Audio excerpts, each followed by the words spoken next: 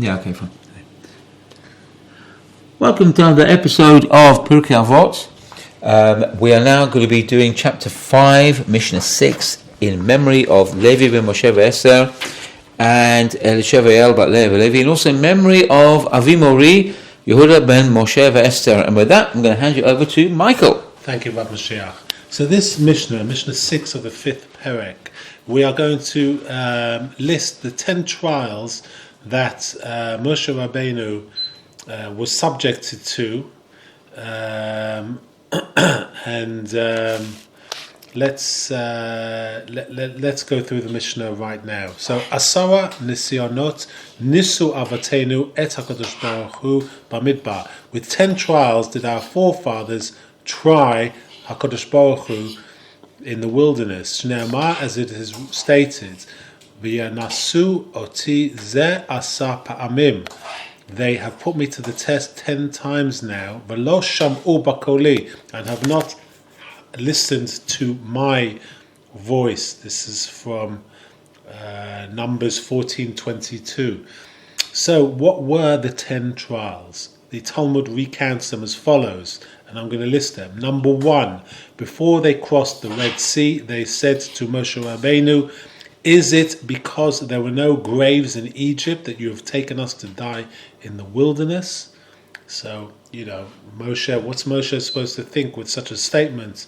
How can he must have felt very, he must have felt a drain of power where they were already almost accusing him of sentencing them to die in the Midbar. Number 2, the second trial. When they emerged from the Red Sea, they became contentious and said, and I quote, "Just as we are coming out safe and sound on this side, so are the Egyptians probably coming out on the other side." So at that, HaKadosh Baruch Hu bid, at that HaKadosh Baruch Hu showed the dead Egyptians spewing out onto the shore. Therefore, we read the Bnei Israel saw the Egyptians dead upon the seashore. So the Bnei Israel were expecting, as they emerged from the Red Sea, the Egyptians also emerging. How do they know? This whole thing must have been absolutely terrifying for them. So they can be excused for being acting out of character and expecting the worst. They had no idea where the Egyptians were. They were running towards the shore, and they were perhaps expecting the Egyptians to be heading them off at the pass, so to speak. But HaKadosh Baruch Hu proved that the Egyptians were finished because he spewed out their dead bodies in front of them onto the shore.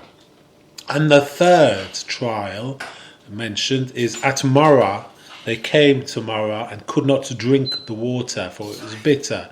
And the people murmured against Moshe Rabbeinu, saying, "What shall we drink?"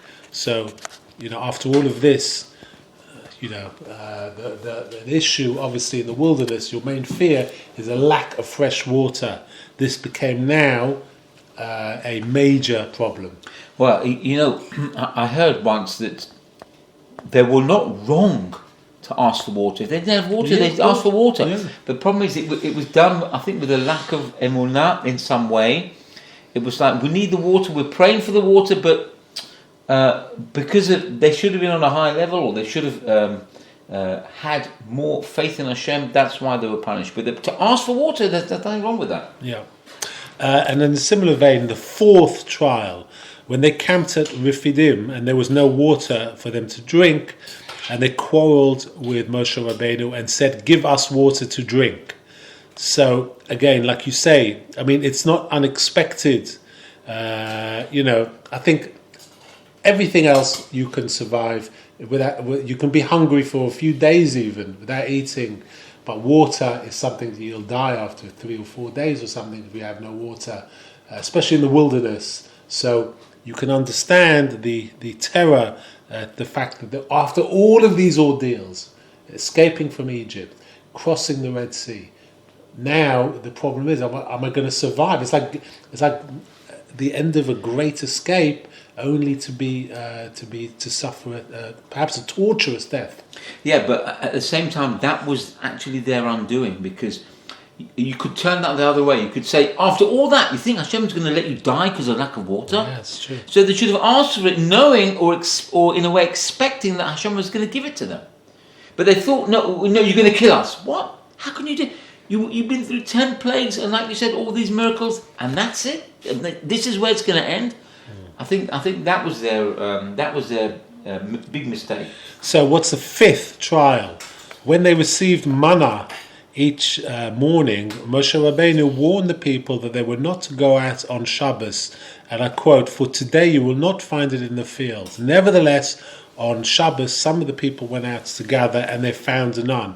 So what we understand is that Hashem provided on Friday 2 portions that were ready on Friday to compensate, rather than for them to look on Shabbos.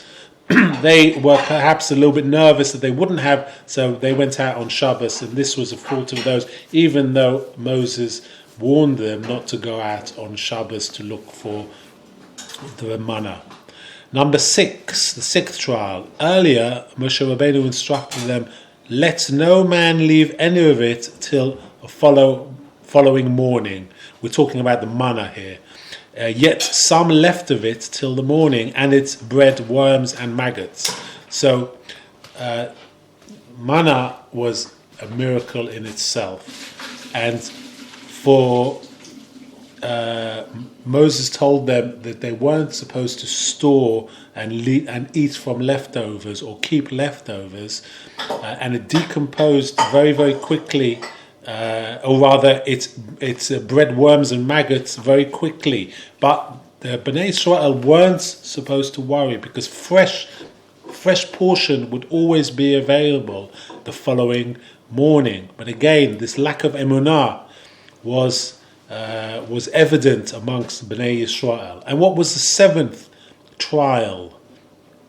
The whole congregation of the Bnei Israel murmured against Moshe and Aaron in the wilderness.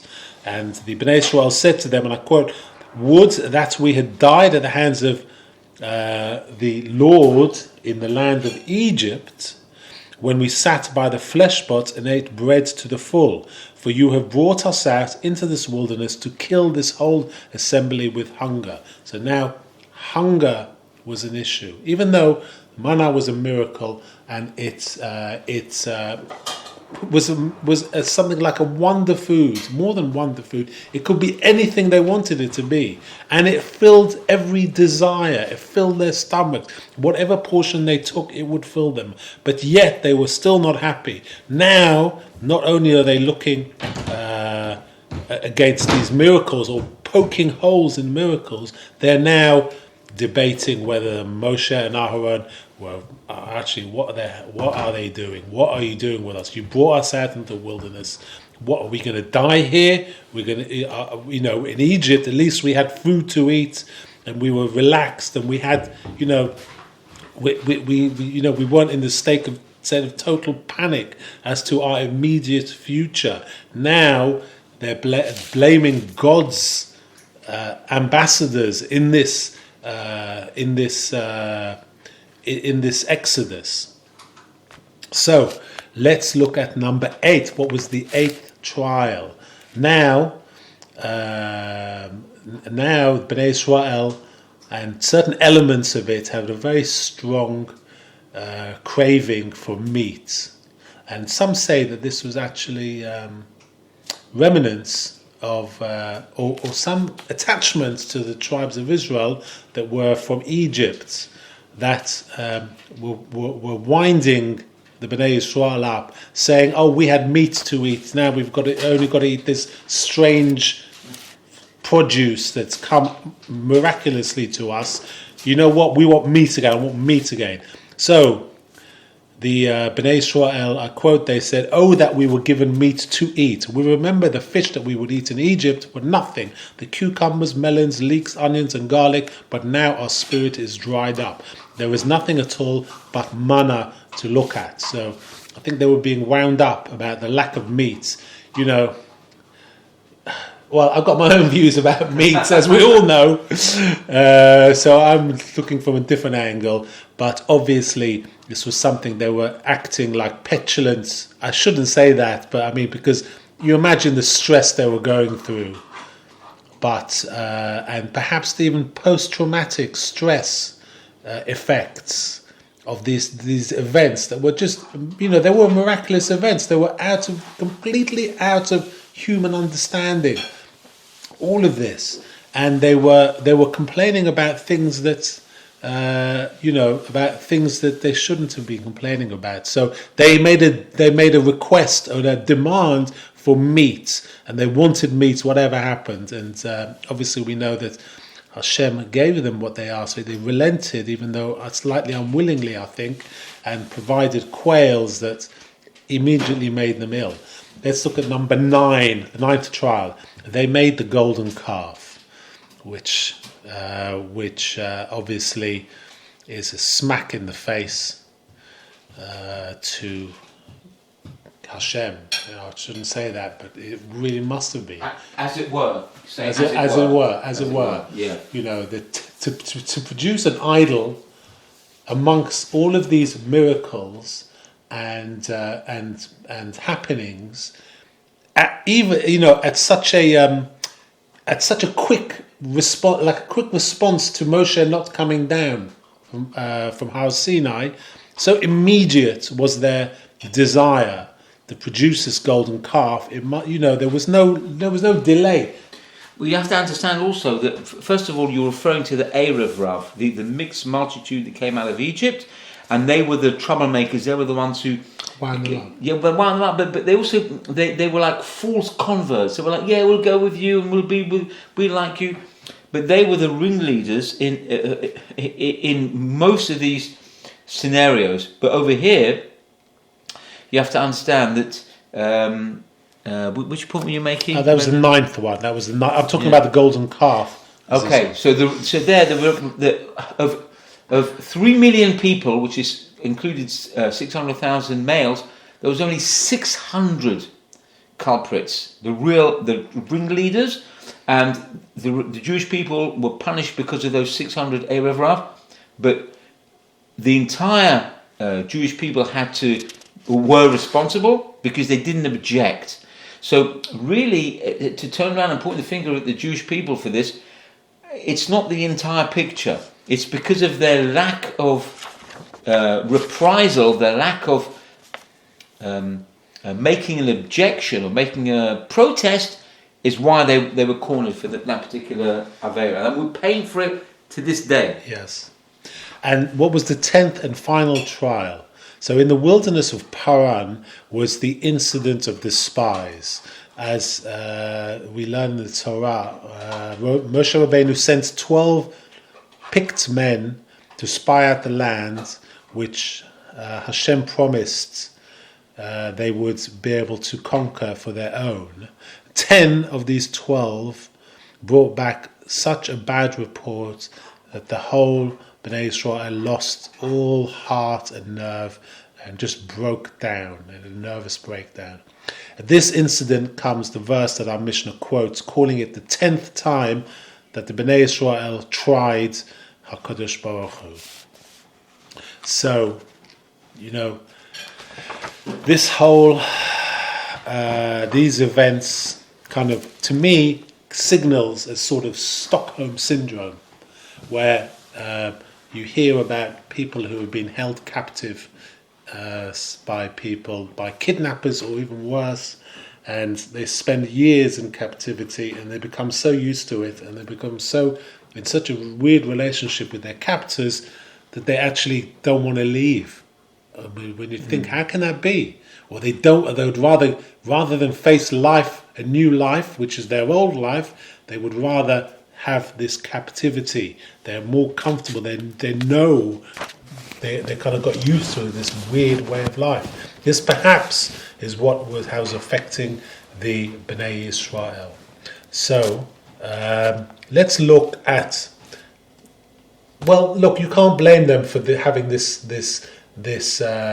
Stockholm Syndrome. Syndrome, but you can blame them for their mutinous and kind of quarrelsome and demanding attitude. There's interesting midrash which gives a parable. So a strong man was walking down the road carrying his son on his shoulders. He took his son to the marketplace, and whatever the son saw, which was a interesting or a desirable object, he would say to his father, get me that, and the father would buy it for him time and get it for him time and time again. Ultimately, the son saw a friend of his father, and he asked him, have you seen my father? And obviously he's on his shoulders. The kid's on his father's shoulders. And the father was quite angry and replied, you're riding on my shoulders and you ask that? I'll cast you off and let your enemies come and prevail against you, and you will then appreciate my presence.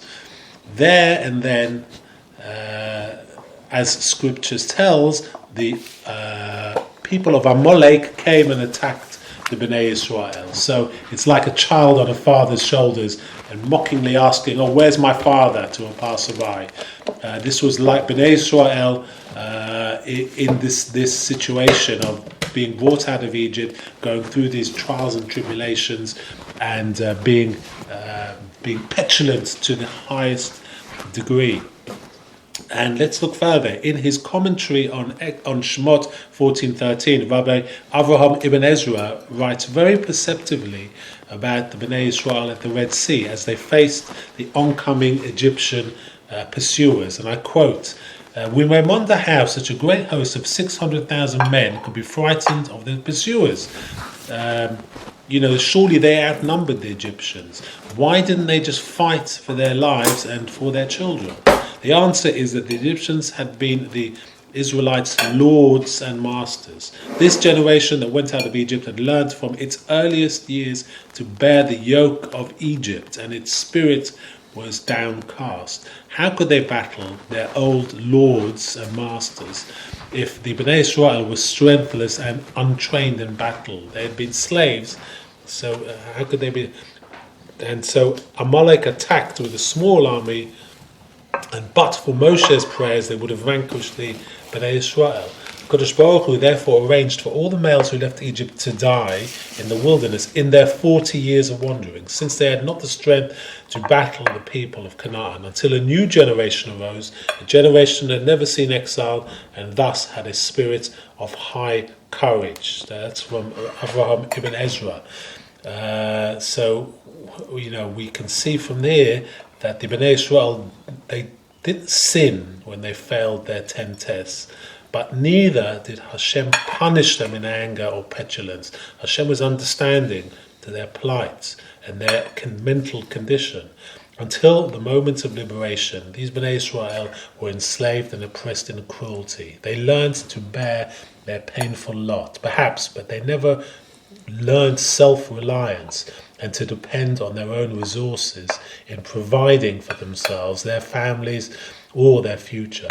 Their bare necessities, their work, their tomorrow, all was provided by the previous masters. To borrow the term of a psychologist, they learned one rigid way to meet one rigid, painful world.